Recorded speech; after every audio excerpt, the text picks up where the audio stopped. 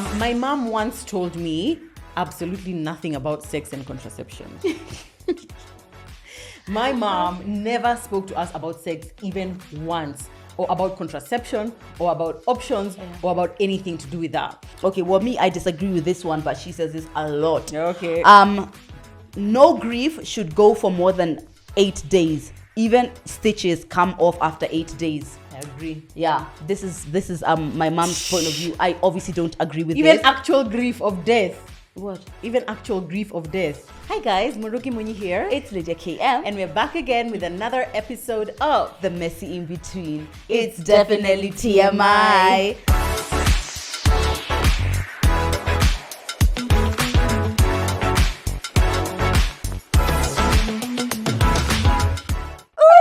More smoother. We are getting better at this. We are getting better and this. better. Exactly. Hi guys, welcome to episode 64. Every time we add an episode, we're just like, wow, look at that. One doing more. it. One more. Do you remember what it felt like after episode 1? I remember we were shitting our pants. Yeah. We were both excited and shitting our pants. Exactly. And then someone Yeah. came and told us how we've gotten to 10k views, and we were like, Oh my god! I mean, oh we my could believe it. God. I mean, we could believe it, but also we couldn't believe Yeah, it. Now look but at now us. every so often we just go, especially on YouTube, because we can see the views a bit clearer. Yeah. We just go there. We're just like, oh wow, oh so this is I it. know. Oh so they're loving it. Oh, our podcast is doing so well. It's Actually, we so say that good. to each other all the time. Yeah. Oh, this episode is doing It's actually so well. doing so well. Yeah, And they it actually is. all pretty much do Do so so well. well, And yeah. you know what? One of the things I love is like seeing like the one, the people on YouTube who are so consistent, like who are always under every single video. I love you guys, man. I do. We really I appreciate really you. appreciate and you. we see Yeah. you. We see you every single second, guys. Exactly. We have created what I think I would call an army. The in-betweeners are an army Absolutely. of like-minded men and women who just want to have like open conversations and just be real about what life is like, which Exactly. is messy. Yeah. So thank you so much for being part of our community. If you are not part of our community, and this is your 64th episode, Honestly, why? subscribe. Why? Please subscribe if you're on YouTube, or just tap the plus button if you're on any of our podcast platform. Yep. We are pretty much everywhere, guys. Sometimes maybe I don't know, maybe how you search us, you don't find us, but we are on the major podcast platforms. Yeah. So you're gonna find us there. We're also on Instagram, Lydia KM, Murugi Monyi, and TMI Podcast KE. We post content there 24/7, almost 24/7. 24/7. Almost 24/7. Yeah, So if exactly. you want to know, get to know us a bit better, see what we get up to. Sometimes when we go to dinners or lunches, we'll just be posting those things over there. So make Yeah. sure you are following us. Unfortunately, if you're not watching, you're listening, you won't be able to see this, but we are wearing Wild by Murugi.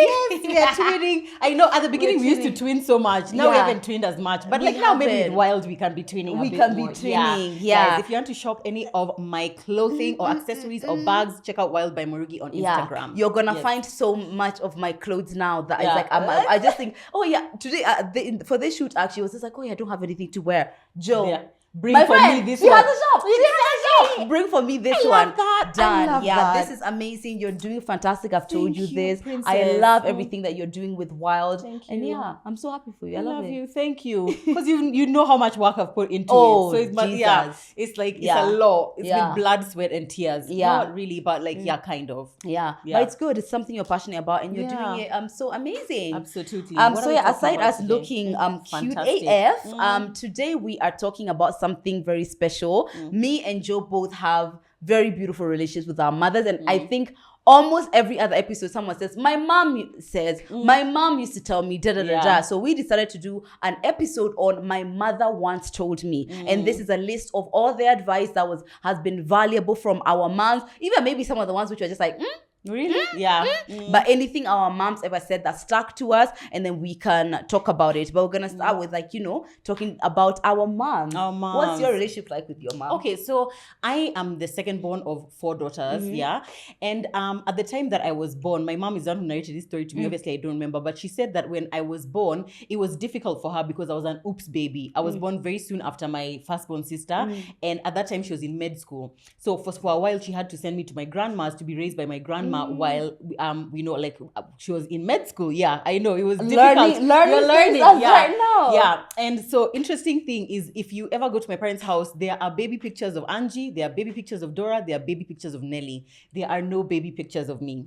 So at some point growing up, like especially as a teenager, I used to feel so bad about that because I'm like, literally, where I'm not represented anywhere. Okay, yeah, maybe like from when I was like 6 or 7, Let but me as a manage my baby, shock. manage your shock, please. Manage it, yeah. So that was always very difficult for me to appreciate. But like I could appreciate she needed to be in school, and probably at that time contraception was not as, a thing, but she was studying to be a doctor. But anyway, Hey, ma'am. it's okay. It's fine.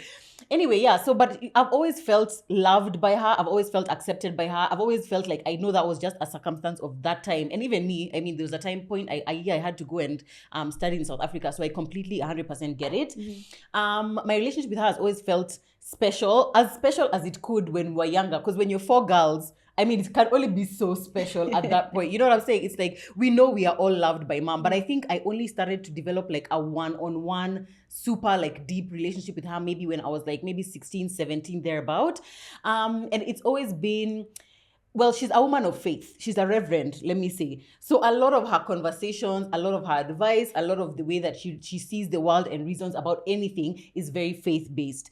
And obviously, as you're growing up, you just do what your mom is telling you and you live the way your mom is telling you. But I think at some point, maybe when I got to like 19, I think that's the point at which instead feeling like some of the things that she used to tell me, I was just feeling like, no, but I don't know. I wanted more like wild, normal, you know what I'm saying? Like wild, normal advice of like, how do I navigate this relationship beyond pray and God will help you, kind of thing. It's like, I appreciate that, mom, but I don't really know. And at 19 is when I got pregnant with my son.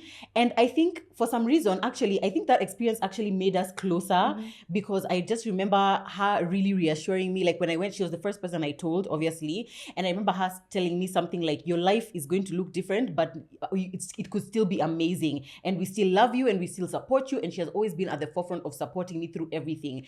And I feel like the older I've gotten, especially once I've gotten married, our relationship has developed to like a new level, because I feel like now that I've been able to experience some of what she's been experiencing her whole life, because she's been her whole life of my existence, because I've only ever known her married. I feel like it's made us closer. Like some of the things she used to tell me, which I would never understand, I feel like now I get it. Some of the things about parenting and about having multiple children, because that's a whole different dynamic from having one child. I feel like it's made us closer and made us connect more. Do I feel like we are absolutely 100% where I would want us to be? No, not necessarily, because I feel like from where she's standing, I have more of a worldly appreciation of the world and of life than she would prefer for me to have. Yeah. So I feel like to her, maybe I'm not saved enough, or maybe I don't reference the Bible enough, or things like that. So in our conversations, you can always tell there's a bit of a resistance for both our ends. She'll always come in with the God part, and I always come in with but also reason and science and just knowing things, kind of thing. I'll give you some examples as we are speaking, but like for now, it's like, for example, things such as sexual education for children or contraception, things like that, which for her, from their end, is just like a Bible perspective, is just abstain. So if she were to watch this podcast and hear me talking about masturbation and how our kids need to be, told about contraception, it's obviously for her, it's just like, no, that's not the right thing, kind of, So it's like there's still a bit of that difference, but it's almost like we've reached a place where it's like we're able to have conversations and be able to appreciate each other's viewpoints and appreciate that you don't think like me, and that's okay, and I don't think like you, and that's okay, but we can still have really deep, really meaningful conversations and still appreciate where we are coming from. So I'm really loving where we are right now. Yeah, like I love that. Because I don't think you're ever going to, like, a lot of times you won't really ever get to kumbaya all the way. Yeah. My mom says that sometimes when like people are watching my podcast, she's like, it's not everything there that I've taught. Yeah. It's not everything there. I've not taught her. And just accepting that, like, that's just, she's a woman, she can express herself, and this is how I am. I love your relationship with your mom. And there's so many things, like today as we're talking about this, that her mom has said that stick in my head. Yeah. Like I was reciting to her. To me, I was like, what are the things? She's like, I was your like, mama says this and this and this. this. Yeah, so I remember them in your head, and I love that. And I love that you're close with your mom as well, because I feel like I almost always feel like someone gets things more Yeah. when they're close. When they're close, yeah, it's true. It's just a way I feel like that relationship is, it has its own special thing. Yeah. So me and my mom has been those women who motherhood was like the beginning and the end for them, as far as not like, you know, leaving everything, but she was really in love with motherhood, right? I'm the firstborn of two of her daughters. There's a 3-year gap between me and my sister, so there was a time when it was just me, and even in some of the pictures you could just tell I was just like mommy and daughter, you know, very cute. When Aggie came along, my mom became Mama Gals, and that's who she's been like since the beginning. That's who she's been since then. When I was 9 years old, my mom and dad separated, and then my mom left for the UK, and it was like a gap of like maybe 2 or like almost 3 years of being separated. The divorce was acrimonious. I've talked about this before. And there was a time period for almost a year where my dad didn't allow us to speak to my mom. But my mom was the one who was financially providing a lot of the things, our school fees, our clothes, all of these things. So there was a rupture in those 3 years that actually recently, in my grown 31 years old, that I found made a really big dent in the way that I relate to the world because of my mom leaving. But anyway, when we went to the UK, it was just amazing to just be with her, right? And then I graduated high school when I was 16, and there was a bit of a friction there because in England at 16, you can pretty much do everything. You can't vote, but you can stop going to school. You can live on your own. You start driving at 17. Like there's all of these things that I felt like now this was coming of age of being grown. But my mom is an African woman wherever she is, so to her it was like, your mates in high school are right now in form 3 or form 2. Where do you think you're going?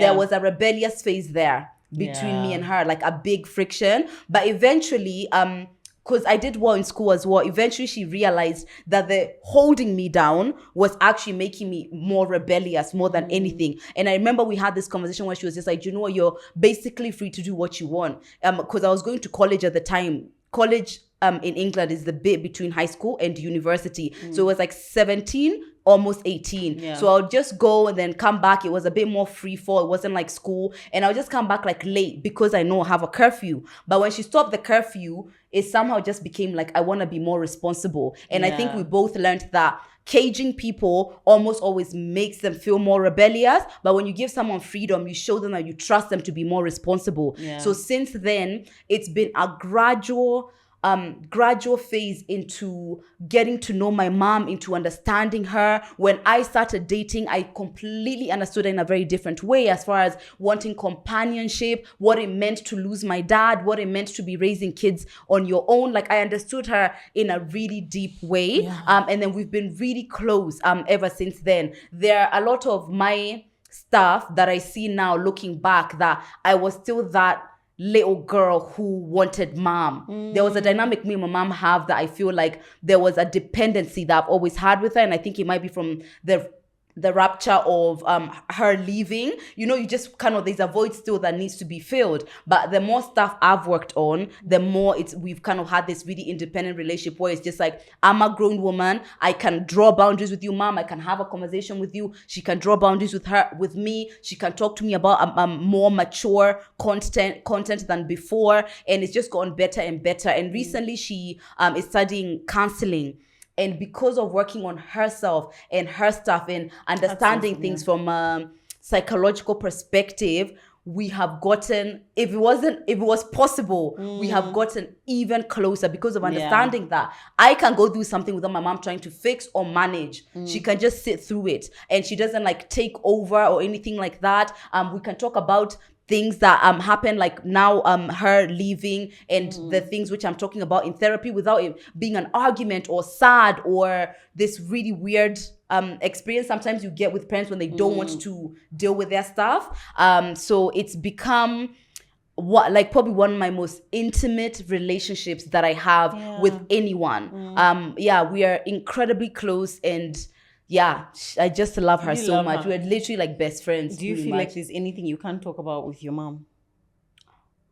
I can't be like, oh yeah, mom, the other night, this guy like, you know, Okay, I yeah, did like this. the That's intimate the details, yeah. intimate of what I'm doing. But we can talk about sex openly. We do talk about sex openly. My mom is an avid watcher of TMI podcasts, right? Tessie There Sarah. are some topics, like if something says like blatantly something sex, She will. I do tell her to skip those, right? But for the most part, she just watches and she's just proud of me. And even though I might express things that she's just like, oh my God, the whole world is seeing this. really knows, Surely, yeah. she always tells me that people only, okay, this is not even an advice, but anyway, it's about TMI. So she always says that people are always willing to punish you for bringing out into the light what they want to keep in the dark. Yes. So anything with TMI, she's always like, you guys are doing great. You're bringing the conversations which are very normal into the light. Yeah. You're gonna get friction for that, but she sees the point and the purpose the value, of that. yeah, She okay. does. That's really good. Yeah. Do I feel like I can talk to my mom about anything? Yeah, also definitely the sex, but probably a lot less than you. Even just like talking about it, like we didn't. It's just no, I wouldn't. But technically, you're married, so isn't it wait until you're married? Yeah, but even within that, even within that, it's like it's. I would not start doing. It's going to tell her, oh, you know what other things do you think we can do to spice up our like? What about like she says, my husband is not touching me. If she said, no, if you said, would she guide you through that? Yeah, but I don't think I would go there. Because I know that her default will always be, okay, she may give some like real life suggestions, but I know that the default will always be like pray and like the, you know, something to do with biblical whatever. I'm always like, this is not the right place to go for that kind of advice. Yeah. Sometimes so I just veer clear. Okay. Exactly. Fair enough. Yeah. Okay. Fine. So we're going to share some of the advice our moms have taught us, and we would really, really love it if you could put it down below.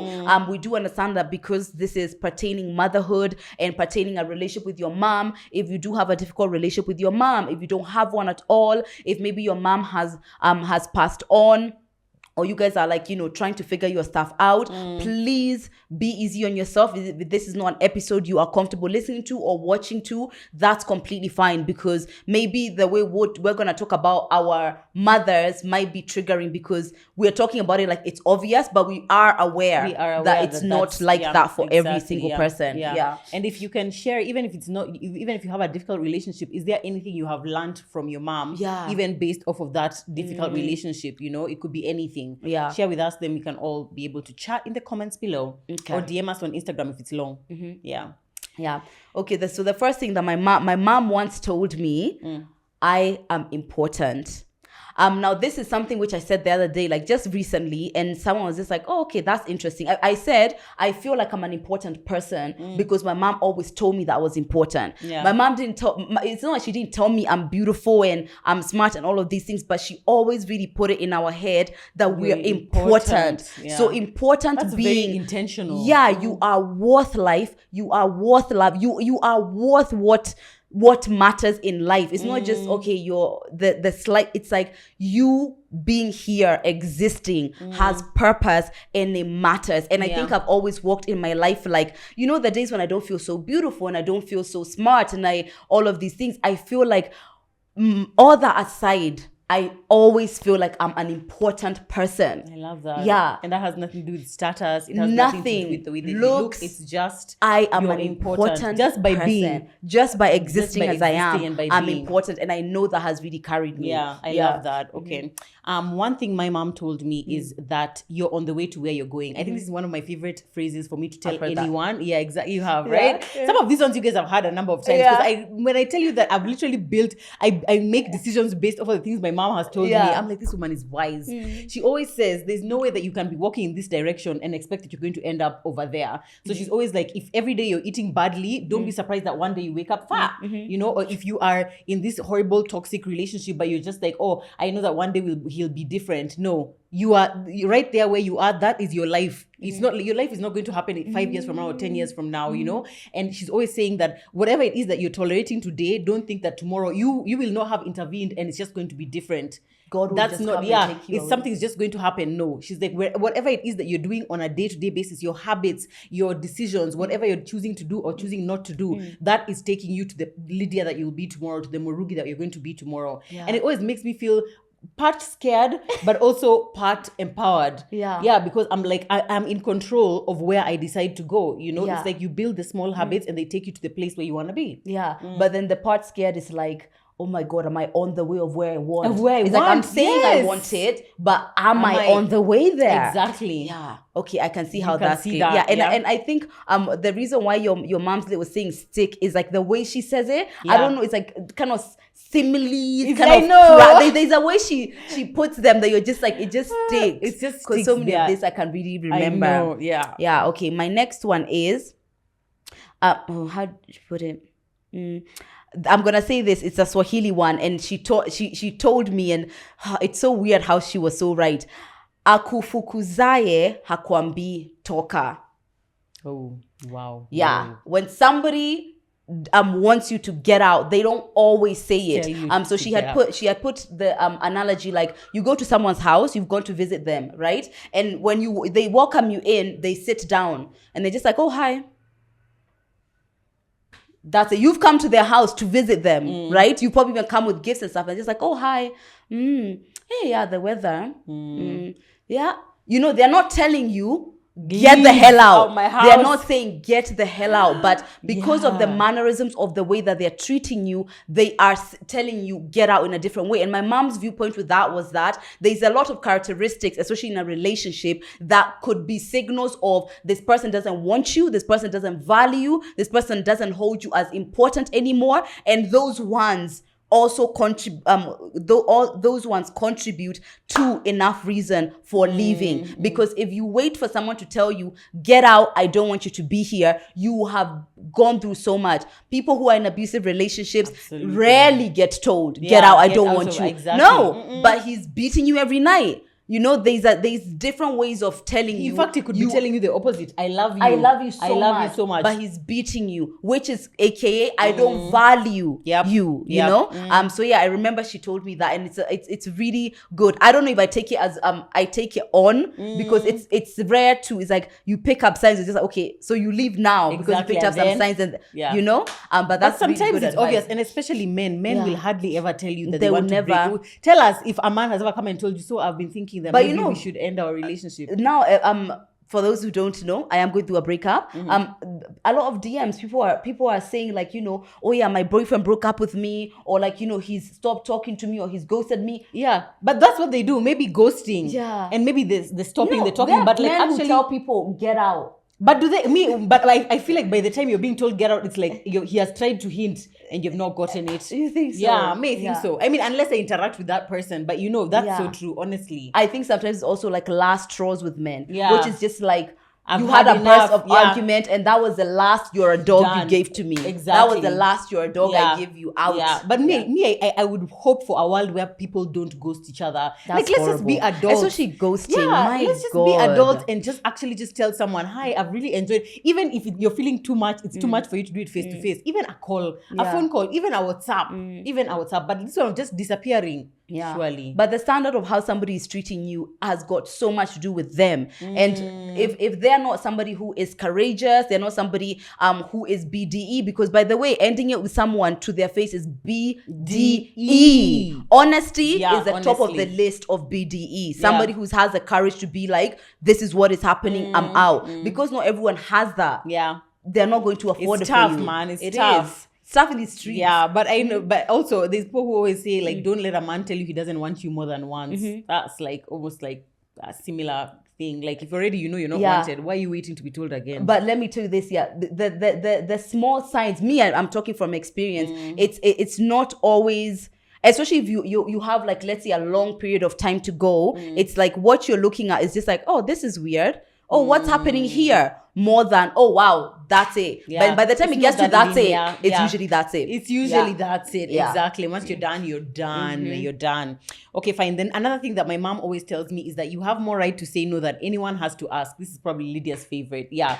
And I love this because it's boundaries. This is just about boundaries. Anytime anyone asks you for anything at all, you have an option of yes and no. And this one I think applies mostly to women because we are the ones who always feel like we need to say no. Why? Either you're a people pleaser or you don't want to hurt someone's feelings. I mean, I struggle with that a lot. The one of not wanting to hurt other people's feelings. I will bend over to the ground to not have to hurt someone else's feelings, you know. But I'm working on it with the help of Lydia. I am working on it, you guys. But yeah, you need to get into the mind frame of being able to know that you actually have options, even if it's someone asking you for money, and maybe it's been 5 years of you giving them money. Even now, the 6th year, you can decide, actually, I know I've been doing it, but no, I don't want. Exactly. And no is a complete sentence, so you don't have to give an explanation for. You can choose to, but you don't have to. Yeah. With the what's about the boundary part, the way I see it is, when I'm worried about hurting other people's feelings, number one, it's telling me that I think I'm responsible for their feelings. Right now we want to address why I think that and who made me responsible for their feelings. We're not going to therapy right now. Not right now. And then the second thing is that I'm not allowing people's natural consequences to come to them, whereas that's a part of life. You know, it's like you have been asking me for money 5 times, and every time you keep breaking the boundary. So if I don't allow you to get the natural consequences of your actions, I'm actually it's a disservice for you, because you're not learning what you need to learn. Yeah. You know, and then now you're staying there stuck in this really crappy cycle where you're not taking responsibility for yourself. So those two are the things that come in my head a lot of the times. It's like, who told little Lydia that it's her job to keep people feeling good and happy? Yeah. Who told little Joe? Oh my God, I don't know. And then actually, me, what I think of is like, okay, I would be in crossing the boundary. You're thinking so much about how the other people feel. Are they thinking about how you feel? Always being asked for money. Are they thinking about how you feel? Thinking about that. So no one is thinking about you. There's this time actually we were with Nancy, and we were talking about every time Nancy we were talking about the relationship I have with my dad, and she asked me, like, do you not worry, like, if something happened to your dad, what it would be like, or, you know, how you'd react, or would you regret drawing the boundaries that you did? But I was like, when I am on the receiving end of disrespect, disregard, or abuse, they aren't thinking what would happen if I died. You know? Or they're not even thinking about how what they are doing is affecting you right now. Forget even when you died. Not at all. Yeah. So it's just like, it's a very uneven relationship for you to value someone's life, and, you know, or let me just keep taking someone back, or whatever the case may be in a relationship. And then you are the one who's thinking about if they died, or if this happens to them, but they're not thinking about what happens to you. And it's your job to protect yourself, because if you don't, no one is thinking about you. Honestly, yeah. Nobody's saying no more often, guys. Yeah. My mom always tells us, it only matters what is said to your face. Now, this is something which is, this is what my mom used to tell us about people talking about you, right? All the time when it comes to gossip, almost always, it's never someone who comes to you and tells you, Joanne, do you know what I think? I think you are a basic bitch. That's so true. Never. It's always, oh, Joanne, what I heard about you. Or do you know what this other person said? Whatever. My mom says, until someone comes to me and tells me, this, that, 1, 2, 3, 4, it doesn't matter to me. So if someone comes and tells you somebody said about you, it's none of your business, because that person didn't say it to you.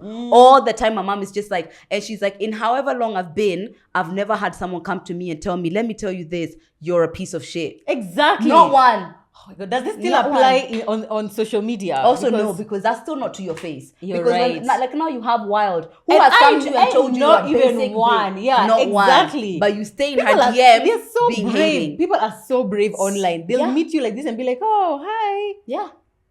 Yes, you say. So you say what you were saying. Because all you were chatting. Why you were chatting? Yeah. Now you ain't chatting. And my mom is like, if you value what is being said out there, you are making it your business. Yeah. But if it's only what is said that is your business, that's the only thing you have to handle. And that means you never have to handle anything about what people are saying. Exactly. Actually, no one I love ever that does. so much. No one ever does. I hate it when someone is saying something about me and then someone sends me a screenshot. Like, oh, Murugi, what do you think about this?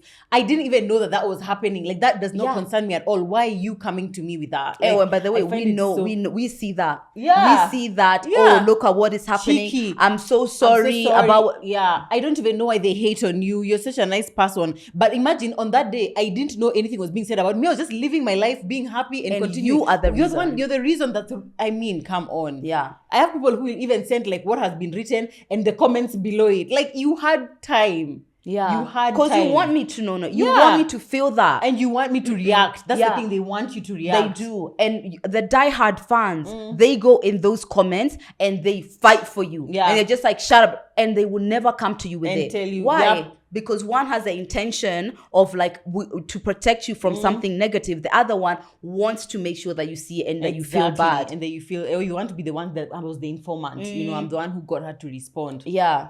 Whatever you're not saying to my face. So if it's not said to your face, I love that one. That I am keeping in my pocket and I'm going with it.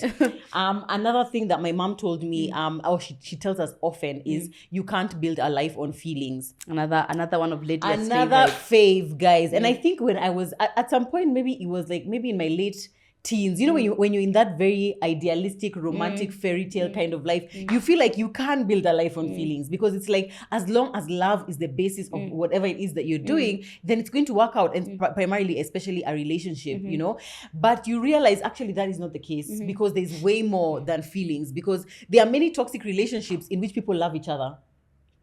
Yeah, it's possible. Actually, a lot. Actually, they do. They do love each other. Fact. They love each other. But listen, the love itself, the feelings is not what is going to be the basis of the relationship. It's just not possible. And I think the whole idea behind it is that you can't allow yourself to be ruled by your feelings every time. Today I woke up, oh, I'm not in the mood to work.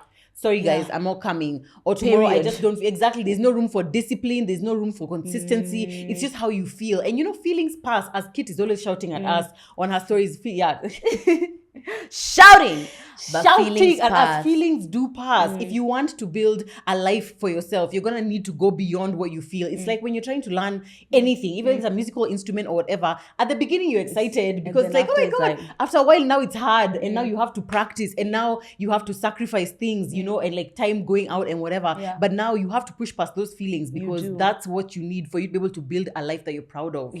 So here's how where I am with that. Obviously, I'm the person who's just like, I'm so sorry you're dying with your breakup, but we have TMI. And you have this and you have this. There's a vision, there's a discipline I tend to have that I'm not willing to, there's a line. For me, there's just a line, especially pertaining work, anything, especially where I have someone in partnership. It's like I can't. Exactly. You know, so there's that level of discipline, or maybe like I'll work out even when I don't feel like doing it, all of these things. But what I found is that when now I'm learning a lot more how to regulate my own emotions, because when you are going through a breakup, you have to physically be in your body a lot. You have to feel your emotions a lot. So I'm learning with so many resources, because you can imagine I've researched everything on earth to be able to learn how to manage my emotions. Managing your emotions is something you're supposed to be taught as a child. And what tends to happen is that if you're not able to manage your emotions, they feel like they're real. They feel like how I feel and what is real are the same thing.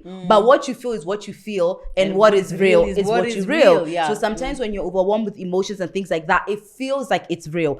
Some people, when they don't know how to handle feelings, they go into something destructive, you know, because they just don't know what to do with the emotions. So even though the feeling is not the reason why they're jumping out, that they don't know how to regulate it, so they start doing dumb stuff. You know, because they can't contain or keep or manage the emotion in their body, then they do something crazy. So I found that there's element of emotional growth that I'm working through to be able to regulate my emotions, so that I don't have that emotional reasoning of I feel therefore that I am. You know, exactly. There's a part there that I'm still working with. And I think she also means it within the context of when you're choosing your life partner, it's more than just I love him. It's, do we both want to have children? Okay, I want to have 4 kids, he wants to have none.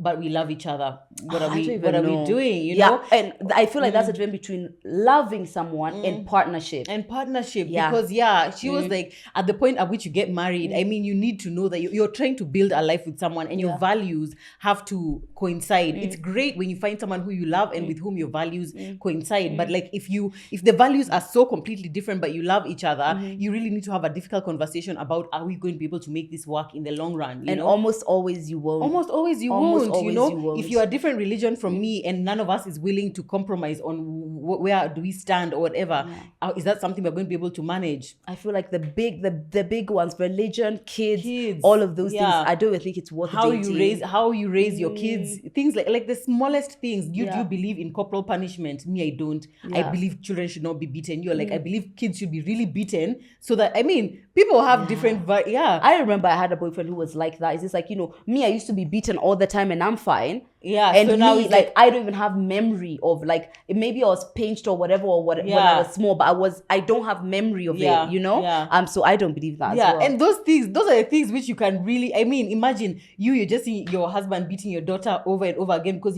that's what he believes. Even the tiny thing, she dropped a cup, she's been beaten. Yeah. Those are the things. Now when it gets to the thick of it in marriage, that you see now. Abortion.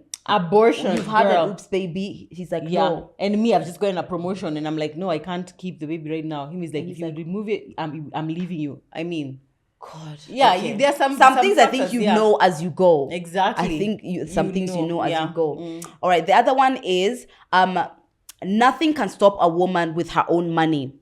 Now this is coming from my mom separating from my dad. And my mom didn't have a lot of money, but she had her education. She was a teacher. She was working a decent job. And every single thing that she's been able to do to create an incredible life for me and my sister, as well as for herself, has come directly from having her own money. Because she's like, there's scenarios where she saw, and they separated like 2000 or like, way back when, where it was just like, oh my God, you guys are the only people in school who their parents are separated. We were the weirdos who our parents were separated, whereas now it's just like, how are your parents still together? Exactly. Yeah, so it was those days. So my mom didn't have so many people who were going to tell, oh, it gets better or this happens. Yeah. So she just knew that if I can financially keep my children alive, then I'm going to be okay. And she was able to build an incredible life for herself. So my mom, financial independence isn't even a question. It's just like something that she really drills in, because she says that it opens up your options.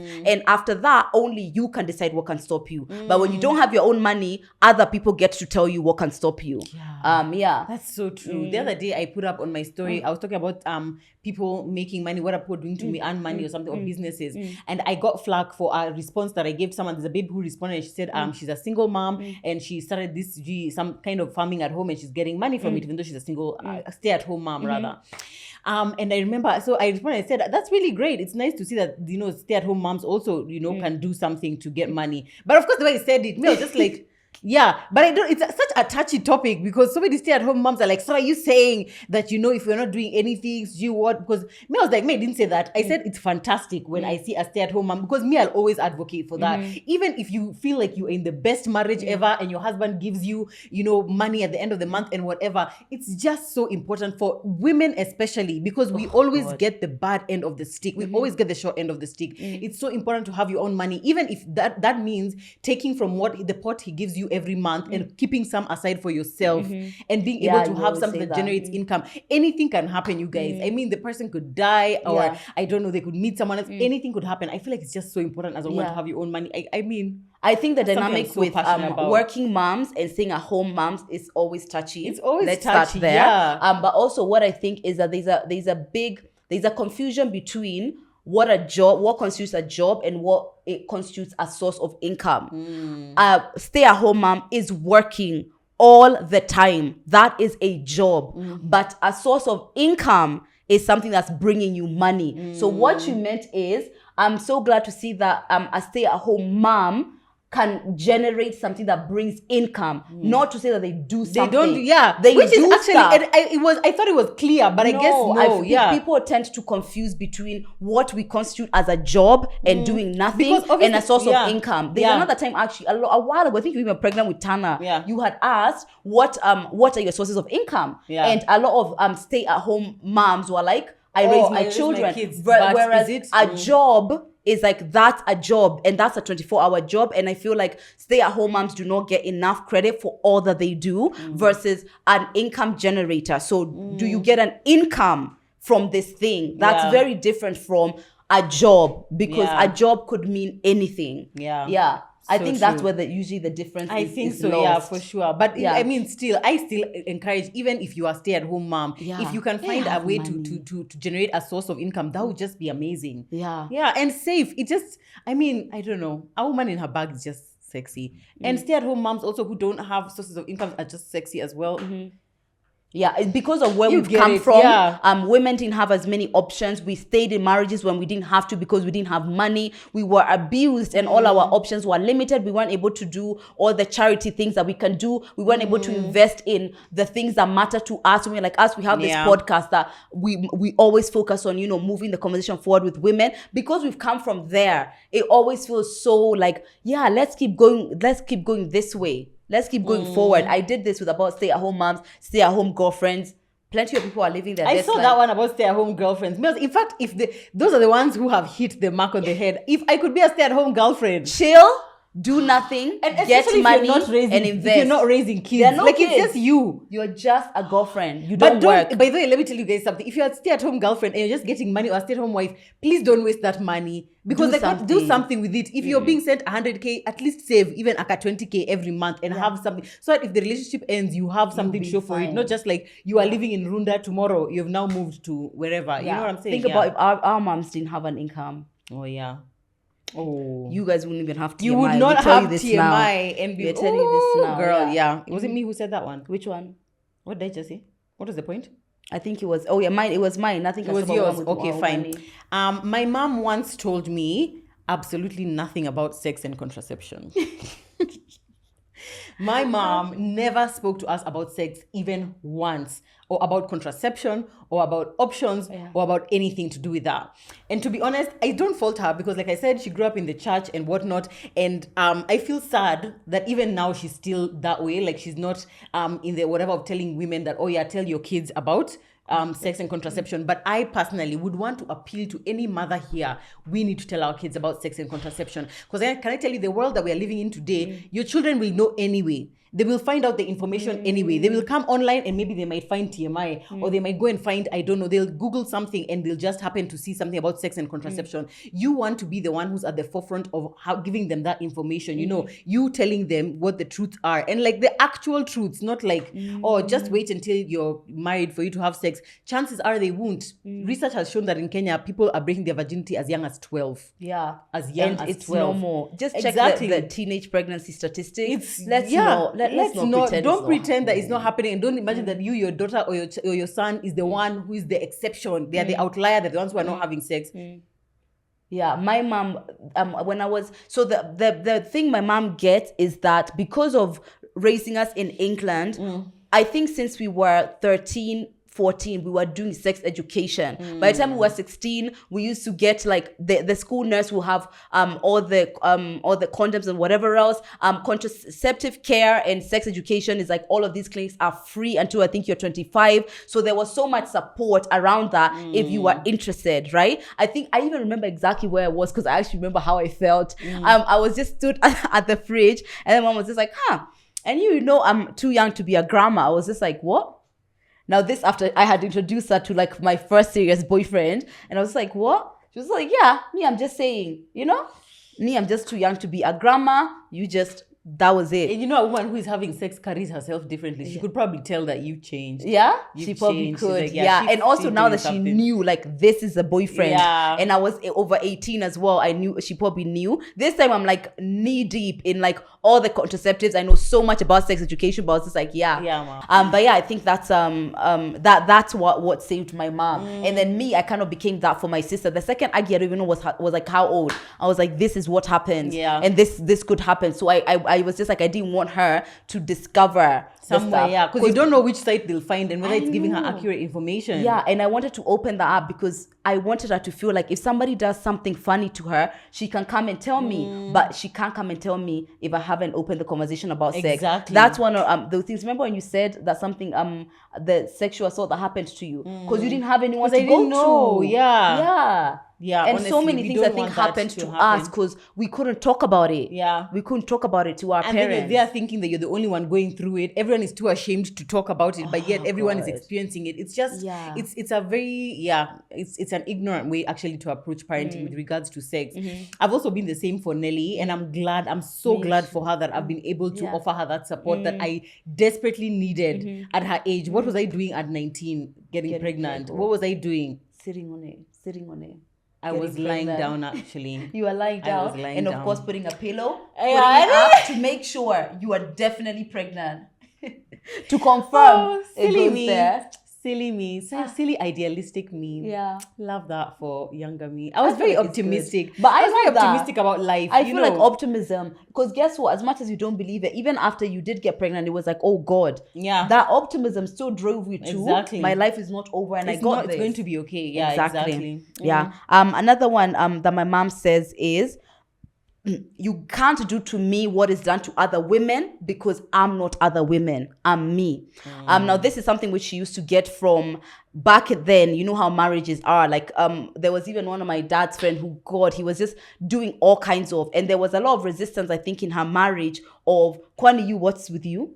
Like, so you, of all the women in the world, you're so special. Like, you know, other men do this, other women do this, or da da da da. When I come in the house, women do this. My mom was just like, that is what you're thinking about in your head. But the way you're going to approach me has to be from where I'm standing. So the values I'm going to come in a relationship with, the person who I'm going to be in a relationship with, the boundaries I'm going to have, don't have to reflect the society around me or the people around me. Because my mom's name is Fukesi. She's like, there's only one Fukesi. I don't think I've ever met another Fukesi. No, yeah, it's a South African name. Our mom's side of the family is South African. So, yeah, that's where it comes from. She's named after my great-grandma. I feel like your mom was like a woman before her time. Do you know what I'm saying? Absolutely. I feel like, I'm sure that she has many friends who at the time that she was leaving probably were looking at her like, girl, are you serious? What are you going to go and try and find out there? And now they probably look at her and be like, fuck, I should have gotten out too. They are 30 years deep in their horrific marriage. My mom has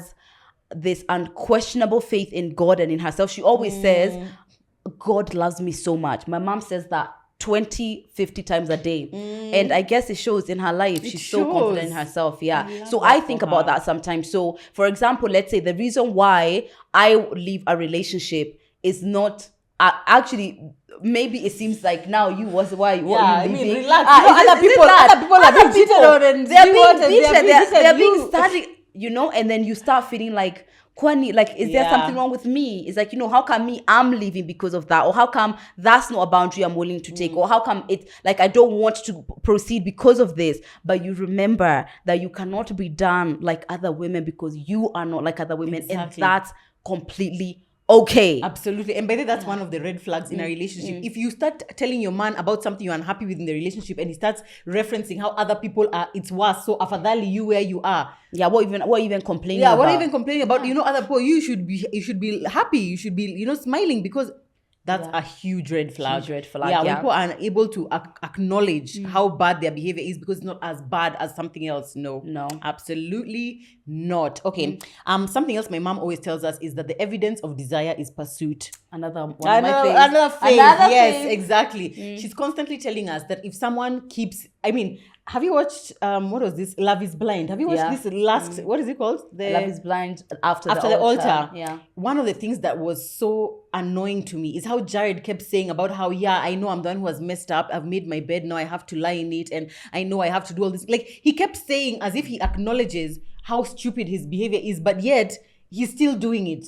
Like it was so confusing to me because that for me I was just like it almost felt like I don't know if is it narcissism? Is that narcissism?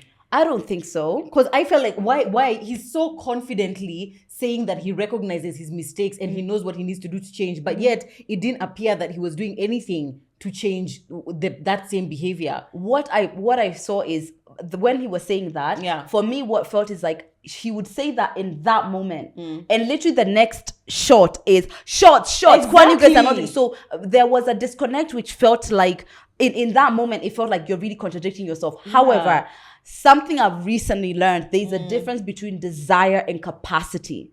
You can have the desire to do many things, right? But do you have the capacity to do it? Think about all the things that you've said, I would never do again. But you see, that's what actually, there is actually, I feel like, then do I truly desire that more than anything else? But I think there's other things that come between you and your desire, and sometimes it's capacity. For example, how can I give this example?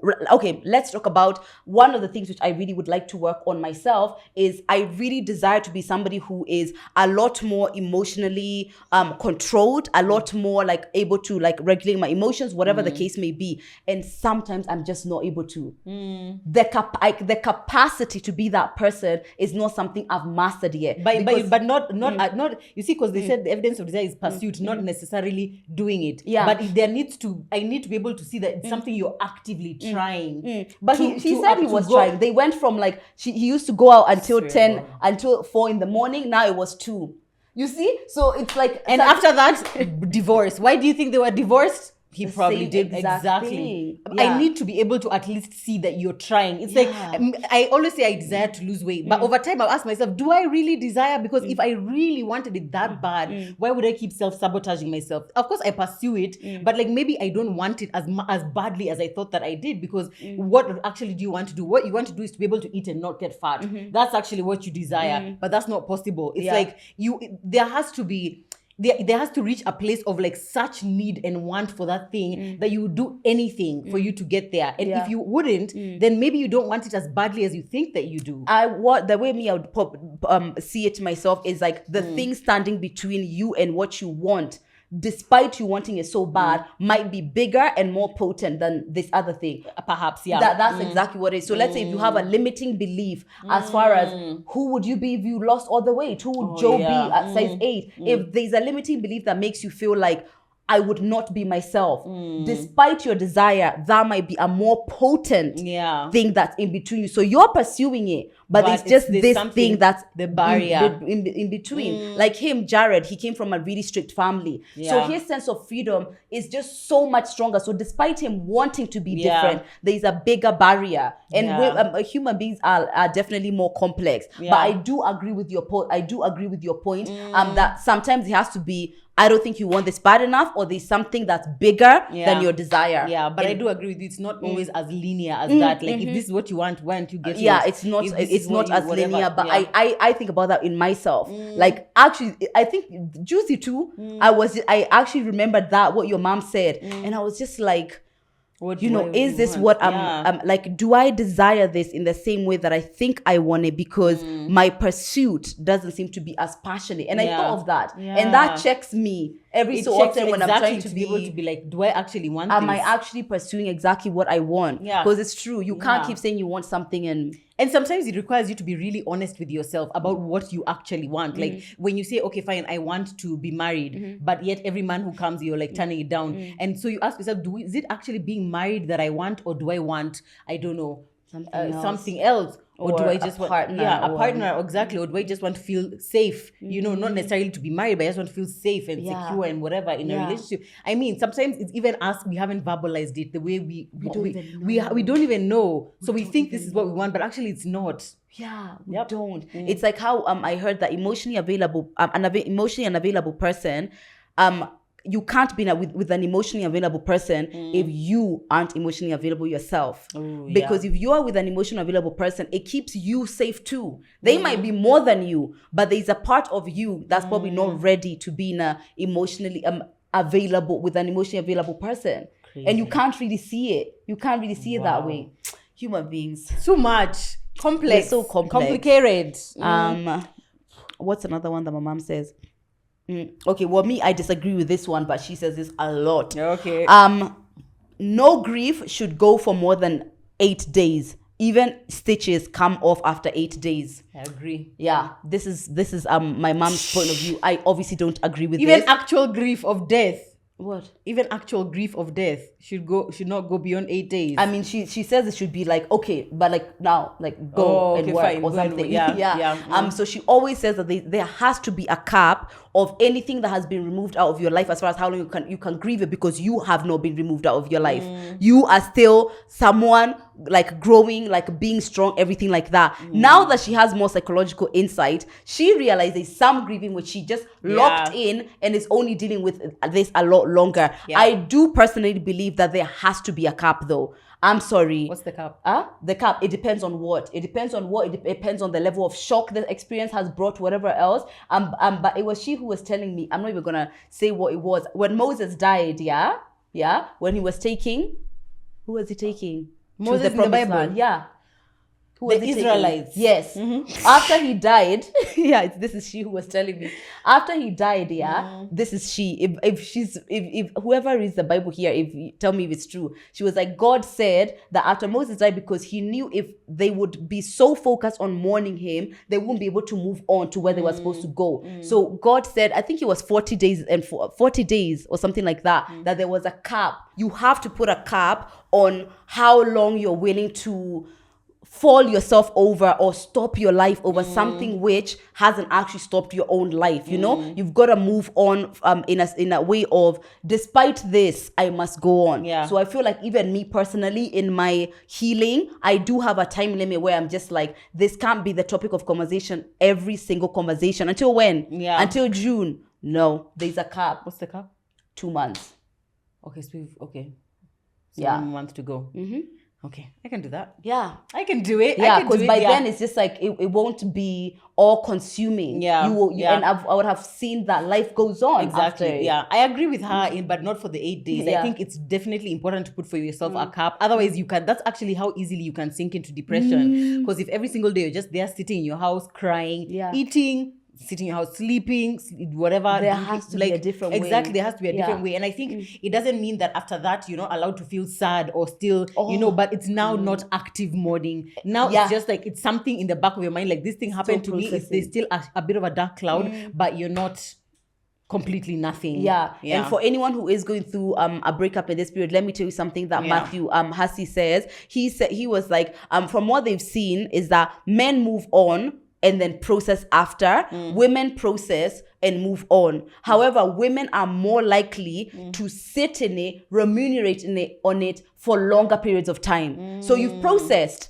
but now it's still the topic of conversation. It's still what we're talking about. So we are more likely to get into that stage of, it's December, Joe, it's Christmas, and I'm still not, this is still what we're talking about. No. But I feel like I want to give you the grace. Thank you so much for permitting me. Okay, but for fine. me, I'm giving a limit, because giving myself grace also means giving me giving myself the opportunity to continue living. Yeah. That's also grace. Yeah, that's it's also like grace. grace to process, Go and grace to live. grace to feel, but you also want we to must move on. We must Yeah. move on. We must. We move must. on, honestly. Yeah. Okay. Another thing that my mom always used to tell us as we were growing up. It's not really actually encouraging or anything, but she always used to say bedtime is the best time of the day. So every time, I know, every time when we were growing up, I just remember every time she was going to bed, we would all like go stand around her bed and we would tuck her into bed, and she just used to like snuggle up, and she's just like, she would always say, oh girls, bedtime is the best time. And when you're not an adult, you don't really realize how amazing bedtime is. We would take it for granted, like, oh, now we have to sleep, we can't play or whatever. But now as an adult and a mother of 3, let me tell you, when the kids are in bed and now it's like I can go to my bed and relax, I honestly sometimes I actually just lie there, I'm just like, thank you God for bedtime. Wow, like no. Thank you God for bedtime. See, the thing is, I'm not a mother great. of 3. Yeah, and but still, let me tell you, the weekend I just told Joe and Nancy, I was like, I can't running wait a to marathon. Sunday evening, Yeah. like Ati, it's all done and I'm in my bed. Yep. Oh, sweet Lord, I know. sweet Lord, I just can't so good. wait. There's Yeah. something about that, and closing your eyes and it doesn't exist. Yeah. Now it doesn't exist. It doesn't matter. It's I am just- asleep and yeah. whatever. I love that time. And I feel like I was telling Nelly this the other days, I realized how little Joanne time I have to myself. It's like either I've woken up, I'm with the kids, and then I'm with Zach, then I'm at the shop with Nelly, then we are at a shoot, or I'm talking to Nancy. And there's always so many things around me all the time. On the weekend, I'm with my family or whatever. So the time even I have to myself to even just sit and be with my thoughts and just think and like, I don't know, play a game on my phone and do nothing, even without like people on social media. Because even if you're alone, but you're on social media, it feels You're like you're not with alone. people. Yeah. So like I have very few moments to myself. So that time between when the kids have gone to sleep, then I'm with Zach, and then Zach has gone to sleep, and now it's just me. I love that time so much. And I think that's why I end up sleeping late, because I'm like, now that he's slept, it's 10:30. I need at least an hour to myself to just be alone. You know, I get it. It's Yeah. just like I feel like you could definitely have more moments if you weren't on social media as much. Yeah. But it's hard. But it's hard. Yeah, it's hard. It's like I want to And be even- on so- and I now- want to be yeah. working, and this is my job, and then now you're doing socials on for a while. It's I a know, lot, but it's so those much. moments, because I took a social media break for 1 week. You realize how much time is spent on You social media. live Crazy. on social media. Yeah. We live on social media, and it's not real life. It's not. Yeah, I'm keeping my Instagram whatever for the next few weeks at 3 hours, and That's so far, good, yeah. Even Just me, I've gotten limit. better at not scrolling, so that when I'm in when I go to social media, it's either I'm going to post or I'm responding to DMs and checking what people are saying in my DMs, and that's it. But the scrolling, it's time consuming. It's so time honestly. Yeah. consuming. All right, so this is my last point. The mom always tells me the best revenge is to be the best version of yourself.